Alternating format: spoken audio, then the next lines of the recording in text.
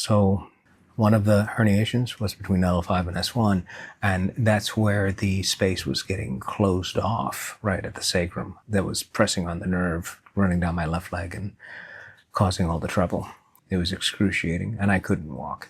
So I was useless. Even getting around the house was ridiculous. So everything kind of came into alignment priority-wise from that point of I have to figure out a way through this.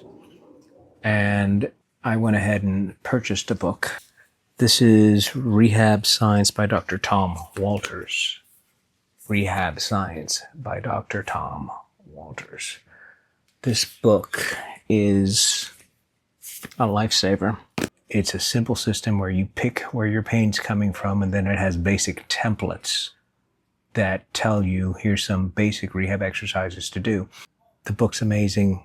I also did it for some shoulder issues. I went ahead and picked out shoulder issues and started doing the exercises listed for that. And it works off of a premise: if the pain gets worse or peripheralizes, is what they call it, where it moves outward away from the body, then you immediately, back off of that.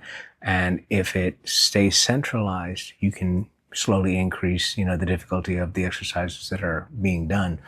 And logically, most of the rehab exercises for any given issue tend to be along the same lines. There's some deviation, based on expertise, but if you don't have access to that for whatever reason, you're uninsured, there's a long waiting list, and you don't have, and you're sitting there doing nothing, just, vegetating, and you need to get moving. It's a great way to get started. So by the time I got in to do actual rehab, I was already significantly stronger than where I was. The point being is that this book pretty much saved me. I'm at the point now where I can lift my equipment out of my van as part of my rehab training and walk 40 yards in farmer's carry type scenario. And while I likely will have the numbness I've got on the left leg forever, or until I can get a surgery, this has been the best Band-Aid I can think of. And I felt that I would be remiss not to put this out there and say something so that the gentleman that wrote this can actually help more people, since that seems to be why he wrote it and put it out there. I've gotten to the point where I can even climb a little. And in the future, more than likely, I will have to take the injection if I run into more problems.